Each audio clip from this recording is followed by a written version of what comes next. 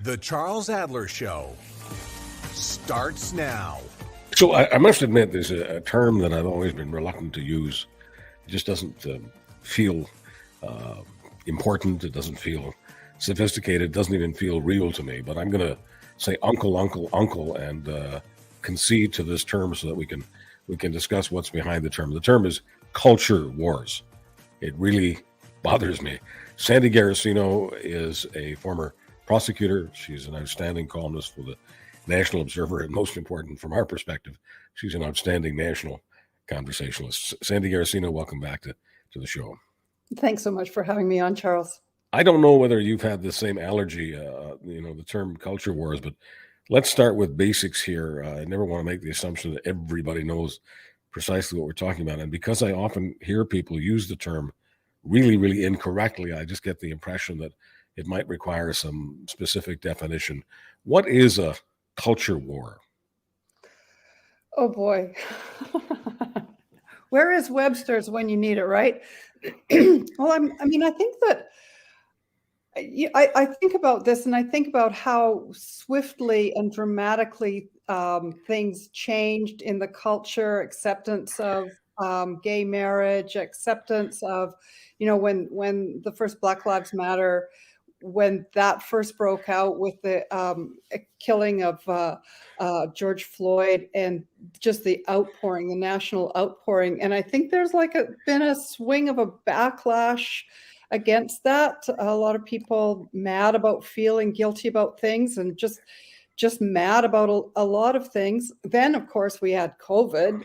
So, of course, and there's the constant climate war. And it's almost like it's kind of strange how all of these different issues, which are not related to each other, kind of tee up and line up along partisan lines. And of course, people kind of pick the team that they want to be on, and then they just want to fight with the other team. So I guess I was looking at a poll just before National MMA. Yeah, I was looking at a poll just before I joined you, and it was from a credible organization known as Quinnipiac, and the poll asked a relatively simple question of the American voters: if there's a national crisis like a COVID, like a 9/11, this week we're paying attention to the date because of the anniversary of 9/11 this week, and so if there is that kind of national crisis, who do you trust? Donald Trump or Joe Biden? And my radar, my GPS would say that Biden would win that hands down. Wrong. Trump gets more than 50%. Biden gets only 40%. And so we've got a situation now where people are living, we used to call it silos, but essentially people are deciding to choose what's real and what's not. And it feels like a Huxley novel. It doesn't feel like the real world to my world.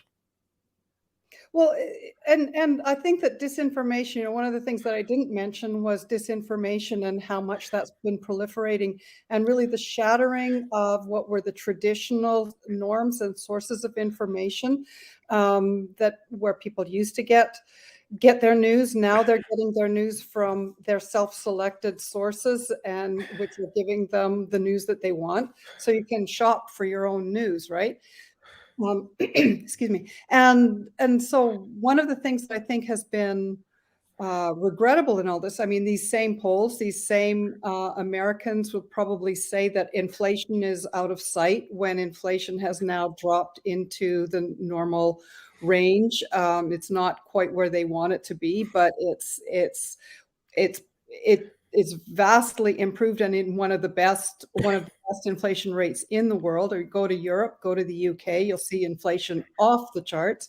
And Americans believe that their inflation, and so do Canadians probably, if you polled them, think inflation's crazy, think the economy's crazy, but we have very low inflation, we have very low unemployment, and we have rising incomes. But most people polled will say the economy's terrible. So, I think a lot of this is about news shopping. Okay. So some people would say that a lot of this is about a narrow, relatively narrow, but important perspective. when I say narrow but important, food and shelter. While the price of food is not getting tossed around by inflation the way it is in Europe and some other countries, the price of housing certainly is.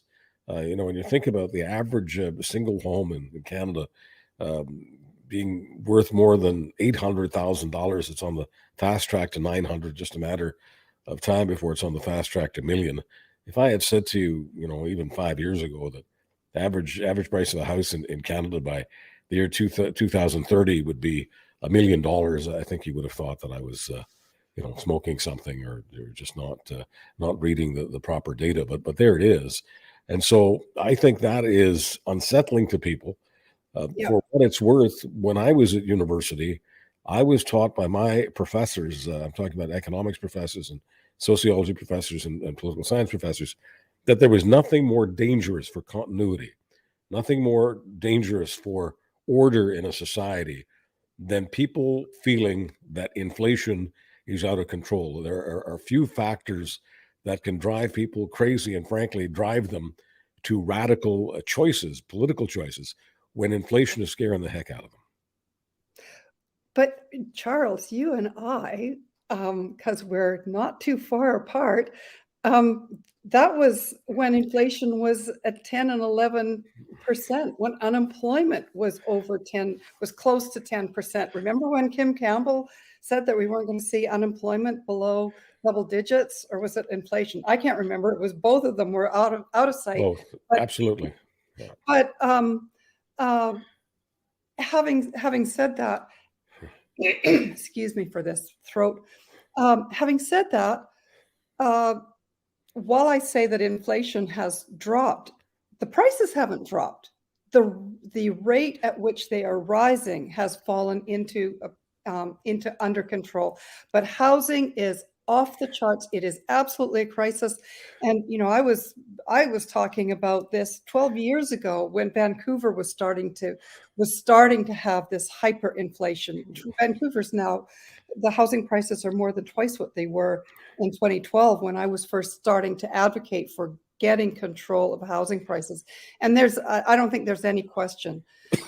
The fact that people are unable to, these numbers, the rents are shocking, absolutely shocking. They are unlivable. It is a crisis and it demands immediate attention. I don't think America quite has those numbers except in certain cities. But, in Canada, I think to a large extent, a lot of us have the commodification of housing as not just as an investment vehicle rather than just straight up shelter, I think is one of the most damaging things. And we've relied on it. It's a huge part of our GDP.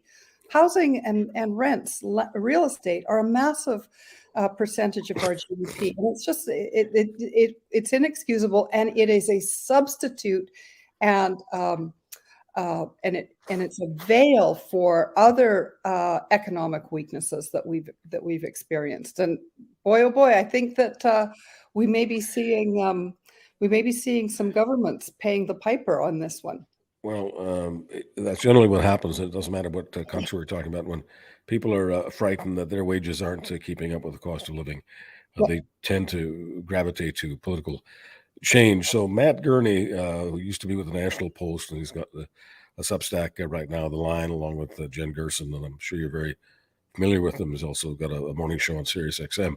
So Matt Gurney, I've known for many years. We're fellow travelers. We don't agree on everything, but so what? I take his thinking seriously, and he was just reflecting on his own life. He's got a home in Toronto. It's not in the toniest section of Toronto. It's not Rosedale. It's not Forest Hill. It's not the Bridle Path. Just as I would say, if we're in Vancouver, I say it's not British properties, but it's a upper middle class neighborhood. And he said that he bought this house about 10 years ago. And he simply could not afford to buy that house right now. And a lot of people are looking at their mortgage payments, which because of interest rates have doubled. They're renewing a mortgage and they're having to pay a monthly nut of twice as much as they were doing years ago. Well, very few people have had their wages and salaries increased by 100%. Yeah. That is the kind of thing, I think, that poisons the well. What are your thoughts? Oh, I think so. I think there are a lot of people, homeowners, and I mean, there's going to be blood on the floor, I think, in economic terms. So many people are really, really struggling. They're going to be facing this. But then the question is, are we going to see a massive housing correction? I think that's the question that I'm interested in. As we start to see these interest rates really, really bite, because here in Vancouver, excuse me, here in Vancouver, I mean, this is our bread and butter, is real estate speculation, and there are so many people who are way out there, way out on their, and they're really, really exposed. So the question will be, what happens when they have to sell? And we're already starting to hear it here in Vancouver of people, distressed sales, and that's going to start to claw. But the tragedy, of course, is that when you hit a market correction, who does it hurt? It hurts the most recent entrants, the people who have somehow clawed and scraped together enough to have a down payment and enough to get financing. And they get in at the top of the market and they can get wiped out so easily. And so we've I feel like I was a beneficiary, right? I bought my former husband and I bought our first house in 1988 or something like that. And like I've been laughing ever since. I mean, at the time, we thought this is terrible. This is the top of the market. It's never going to be like this. We're at such risk. And of course, the market just took off from there and went higher, higher. It's a real fear, but I think there is going to be a real correction. But more than that, as we all know, with all of the immigrants who have come in, and the housing crisis that we already have, we have to build housing. We have to get housing, and housing has to be more affordable. So, Sandy, let me ask you about that. I mean, there's a reluctance to ever discuss immigration in this country because so many people just slam the brakes on, going, well, if you've got an issue with immigration, it must be because you're racist. If I find that, sort of intellectually dishonest, I find that unethical. But nevertheless, that's where so many conversations end up going. So at the risk of people hurling ridiculous and absurd epithets, if we just simply do not have the housing for 500,000 new Canadians every year, not to mention that we've got over 800,000 people in this country right now who are foreign students. If we simply don't have the housing for millions of new people, why wouldn't we put the brakes on immigration? Why wouldn't we simply deal rationally with this idea that this is racist and say, this is not racist, but it certainly is anti-Canadian if you feel that someone calling you a name is going to make you slam the brakes on the entire economy. Mm-hmm. Because if we have a housing bubble that bursts and prices go into Niagara Falls mode, that hurts everybody. I mean, it's not just about affordability. It's about where our asset base is. And most people have most of their retirement eggs in the housing basket. Mm-hmm. You talk about a calamitous lack of confidence in the country and the economy, the idea that Canada is broken. That's the kind of thing that fuels it. It's not just about inflation. In this case, we're talking about deflation. Yeah. Well, and I was actually just speaking to an economist yesterday, as a matter of fact, and who had an eminent and economist who's been around for a very long time, and she had a really interesting take on this, because her take was, I was asking the question, we have such low unemployment. We need people to be doing these jobs. We need to be bringing in nurses and doctors, health professionals. We need to be accrediting people. We've got this crying need. At the same time as we can't house everybody, and we're having this huge crisis. And her take was quite interesting. I was asking, why do we have this unemployment problem, and why has it persisted after COVID? And her take was that a lot of our employees, it's our demographics, a lot of our employees aged out. So we don't necessarily see that when the boomers start to retire. So we're having now a tsunami of boomers who are retiring. At the same time as we don't have enough people to come fill in the gaps. But those boomers, they didn't die. They still have housing. They still need housing. And by the way, sorry, we're hoarding housing. I'll speak for my generation. We are. And we've got, in a way, we've got kind of a dislocation in the economic supply chain of Canada. So we need new people to be coming in.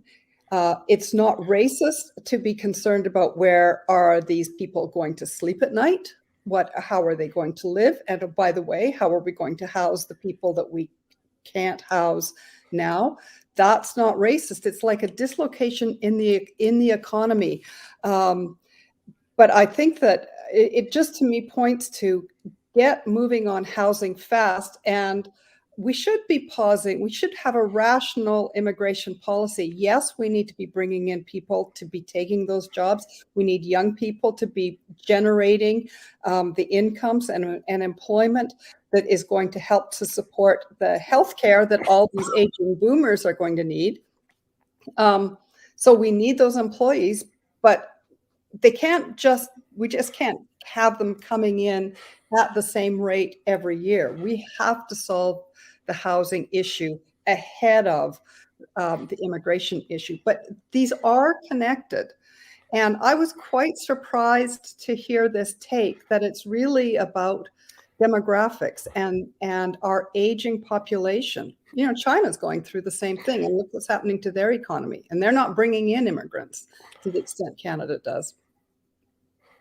So we were talking about the culture wars a few moments ago, and it just occurs to me that in Saskatchewan, the Conservative Party there, and they call themselves the Sask Party, the Saskatchewan Party, that doesn't matter why, but that's the Conservative Party. That's the right of center party. And in Saskatchewan, they've been governing for quite a while, and the polls say they can, govern until the cows come home.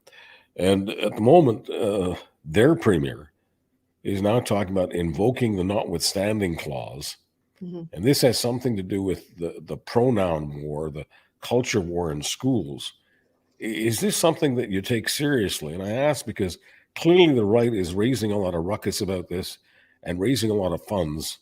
And of course, those people who are trans are definitely feeling put upon. But there are a number of families right now who are convinced that there's a movement in the schools to convert their children from the current orientation to something else. Once again, it sounds crazy. It sounds like science fiction. But for a premier, Scott Moe in this case, to be talking about invoking the notwithstanding clause, something's rotten in Denmark. Well, this is just part of a way of alarmism and just throwing fuel on the fire. There has been no ruling from the Supreme Court of Canada about any of this, and we don't even know what kind of rules he's talking about.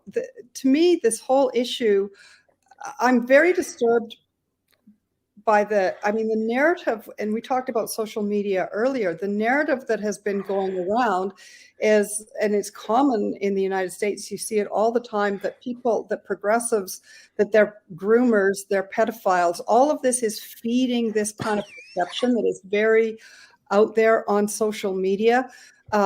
I think there's a legitimate issue when you're talking about a mental health issue with a child, and is there some, what is the communication between the school and the family about the child? I feel like there's a legitimate issue on that sometimes, but there's also a lot of children that, are afraid of their families. And are we going to have a rule that just blanket, there's no judgment here, there's no room for judgment, and there's no trust in the professionalism of trained people? I mean, my experience in the school system, which is, years old now, was that these were really professional, thoughtful, sensitive people. And I think most people feel that way about their teachers. But through disinformation, they've got a perception that these other teachers are weirdos who are going to do something crazy. And I would love for our political leadership to tone down the rhetoric, because they know what they're doing. They know that they're feeding into this, to the kind of rumors that are floating around on social media that are just the most revolting rumors and have no basis in truth. Scott Moe should not be using or threatening the notwithstanding clause unless he's tried to pass legislation and the courts have blocked it. But we're nowhere near there. He's really just, I think he's just talking out of his hat to try and I don't know what, because like you say, he's not in any political risk. Maybe he's trying to amp up the volume to help Pierre Poilievre, because everything seems to be a tag team that way. But I'm just trying to put myself in the position of a school teacher. So I'm teaching math or I'm teaching English in grade 6. I cannot imagine, because I have a family and I have friends. I cannot imagine justifying to my family and friends that I'm recommending to young people that they have significant sexual surgery if they're feeling like they're trapped in another person's body. I can understand why you would have some experts that would be counseling them on this, but the idea that a teacher is sticking their nose in it, as it were, and trying to sort of be an advocate for surgical procedures when we're talking about children. And this is what I keep papers. They're marking exams. They're trying to get but I mean, I keep hearing. I don't see any evidence of this, but I keep hearing these accusations. I mean, and if you push back on it and say, "Where's the evidence?" you get called a groomer or a pedophile. So, at that point, it's a conversation stopper. I mean, this is kind of what the problem with the culture wars is people just making baseless accusations. First of all, if minors are not getting surgery, okay? Minors are not getting surgeries except in extremely exceptional cases where there's something else that's going on. Nobody is transitioning. That's not happening, and all the evidence is pointing to that. The issue, the question that people are talking about is about taking hormones to suppress development until a minor is old enough to make their own decisions as an adult. And that's what we accept, is that people are old enough to make those decisions when they reach the age of majority, whether that's 18 or 19 in this country. What's interesting to me, having spent a lot of time with in the athletic world, is that dollars to donuts, there are 10 times or 100 times as many parents dosing their kids with growth hormones to get them into the NHL than there are parents who are, with doctor's assistance and in consultation with medical professionals, suppressing their kids' sexual development until they are adults and can make these decisions for themselves. But I haven't heard a thing. Have you heard any? Has it been on the national news? Has there been a complaint? Have premiers been shouting from the rooftops about parents giving their kids steroids to get them into professional sports? No, they haven't, because the idea of having a child in the NHL or the CFL or the NFL is just too appetizing, and if it takes some chemical assistance, and so be it. Everybody does it. What do you make of the idea that some parents are complaining about sports teams, specifically female sports teams, where the females are being bested by those people who might be transitioning? In other words, they are biological. They were born male, and therefore they've got more strength and more speed. I'm talking about a sweeping generalization here. Not all males are strong and speedy, but you've got some situations, whether it's soccer or any other sport. Is there a way to compromise there? Is there, if someone were to suggest that you get if you're going to be on a male team or female team, it's based on your original biology, not based on your feelings. Is that deeply offensive, and does that take us to a bad place? I don't know the answer to this question, but you know what? Nobody cared about girls' sports until this started to happen. Like, as someone who comes from an athletic background, athletes in our family, Olympians and whatnot, nobody gave a rat's ass about women's sports until now. Now all of a sudden we have to, thank God for women's soccer and these other sports, and that's all that's really great. Again, to me, it's one of these things where people are suddenly finding something to care about. But I don't know the answer, because to me, it does seem pretty obvious that someone who has hit the age of 15 as a biological male and then has some kind of transition, I'm uncomfortable with it, because my natural inclination is to mind my own business and let people do what they want. But but this issue, whether this issue, I think is driving some of this. Parents who ordinarily aren't ideological are upset. I'm wondering whether or not we should go all the way. I'm sorry. I'm just wondering whether we should go all the way in sports and simply have mixed teams, men and women. And they should be on those teams based on their skill set. I mean, you don't have to be an expert to know that many women are far stronger and far more athletic than many men. We in various sports we have, like in boxing, we got lightweight and medium weight and featherweight. Might not that be the ultimate solution, just to have mixed teams, and you're on a team based not on whatever organs you were born with, but based on your skills. Does that seem like something that's going to happen? I don't think that's going to happen. I'm always being Canadian. I'm always looking for a compromise, because I just find this argument so absolutely odious, because people get labeled and the conversation stops, and the conversation only continues with the people who are the most odious. And let's face it. I mean, like I say, I generally come down on the mind your own business, and it's people should do what they, funnily enough, the left is now the pro freedom side, and the right is no, they want government control. So everybody has switched sides on that.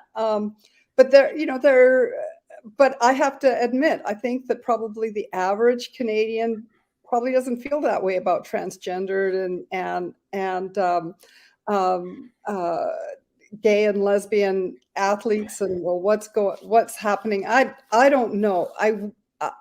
This is one of those things that I feel like it's in 10 or 15 years, it's going to have worked its way through the system, and we'll have arrived at some solution, and everybody will have got used to it, or we'll just be at each other's necks forever. I don't know. Yeah. Well, the thing is, and just to wrap it on this portion of the conversation, it's fair to say there are people who have it in their interests to keep these controversies going, and they raise a lot of money on them. And I don't have to tell you that political parties have some interest. In this case, parties on the right, scaring the hell out of parents and telling them that we need to have notwithstanding clauses. We need to challenge the courts. We need to challenge God knows who. Otherwise, your children are unsafe at school. Let me go after just one more item here, and that would be where you think the economy will be 2 years from now. And I say 2 years from now because that's when Trudeau is most likely to drop the writ and have another election. The deal he's got with Jagmeet Singh, I don't see that falling apart. If there's an election right now, Jagmeet Singh loses all his powers. I don't see him challenging the prime minister. The economy, James Carville used to say, it's the economy, stupid. The economy does matter. We've been talking about the economy in this conversation. Do you see the economy much improved 2 years from now, and therefore creating a different kind of political field than what we're looking at right now based on the latest polling? Well, it's interesting because as you were saying, as you were sort of closing the door on the last issue, and I was thinking, man, you know, we've come a long way. Remember when it was all vaccines and inflation, and those have disappeared. So now we have to have be mad about transgendered youth and teachers and whatnot. So it's always like there has to be some new issue. The interesting thing about the economy is how much public perception now is governed not by the real data, but by perceptions about what's going on. And the average person, I think, thinks the economy is not doing as well as it is. But we get back to housing affordability. And I think that this is the Achilles heel of the Trudeau government. This is the one persistent and pretty intransigent that I think that it's not going to be solved in 2 years. It's probably going to be worse in 2 years because anything that, as you know, any projects that might be greenlit today, first of all, there's a lot of developers, a lot of builders who are nervous and sitting on the sidelines because they are already overextended and over leveraged, and these interest rates are killing them. And so that housing is not going to be built in 2 years. Anything that gets, so we're not going to see a significant change in that issue. And I think this has been the sleeper issue, that this is the lion that has roared, has just woken up and roared. I do not see that changing, and it is a doozy. And this has the potential to I think be a wave. I think this is something that Poilievre knows, and he's hammering away at this. But it's not just, that's not just a gimmick. Like, I think the transgender thing is a gimmick. I think housing affordability is real. It's not going to change. It's going to be a vulnerability. It could be the straw that breaks the camel's back for the Liberal government. So, Sandy, I just need to ask you about the issue revolving around not affordability, but I need to ask you the question that most people are now discussing. It has nothing to do with affordability, nothing to do with inflation. It's the COVID thing. We're worried that it's back. We're being told that a new vaccine is out by Moderna. It'll be coming to Canada very, very soon. We're also being told by health authorities to mask. I've noticed that you on Twitter/X are talking about masking. Do you have a feeling that we're back into the nasty business of a pandemic? I don't think that we'll get to where we were before. I mean, the real panic that we had in 2021 was, can we get a vaccine? We got a vaccine in shockingly fast time, just record time, and we got it made, produced, and distributed. I mean, it was really remarkable. And we are having consistent new vaccines are coming on stream. And I think that people who are getting COVID are not suffering as much as they were. So I don't know that, absent some new virus, it appears that all the variants that have been coming out of COVID have not been having the devastating impact that the first wave or the first couple of waves had. So I'm not so concerned about what COVID will do. I have started to mask largely because I'm starting to read the data, and they're saying that if you had COVID, you're 5 times more likely to have some sort of heart-related or stroke-related event than if you just got the vaccine. And I have in my own case, I've experienced it. My blood pressure went up for the first time in my life, just crazy numbers. So I don't want to see that happen. I don't want to see that happen in my family. So I'm masking. I have a 92-year-old mom that I care for a lot. I care about, I love, but I also care. I'm also caregiving, and so I have to be very careful for her sake. So I hope that a lot of other people, I hope masking doesn't become the kind of divisive thing that it was before. And I hope we're going to get past the feeling that this is some sort of political flag if you're wearing a mask. Because I think we should be masking when we're in public places. Sandy, both of us clearly have a tick, so we apologize to listeners and viewers about that. But no, that's we're just in the same boat, as it were, with millions of other Canadians. It's called the flu. It's called the fall. It's called the days are shorter, the temperatures are cooler, and stuff happens. Sandy Garossino of the National Observer, thank you, as always, for the stimulating conversation. Charles, thanks so much.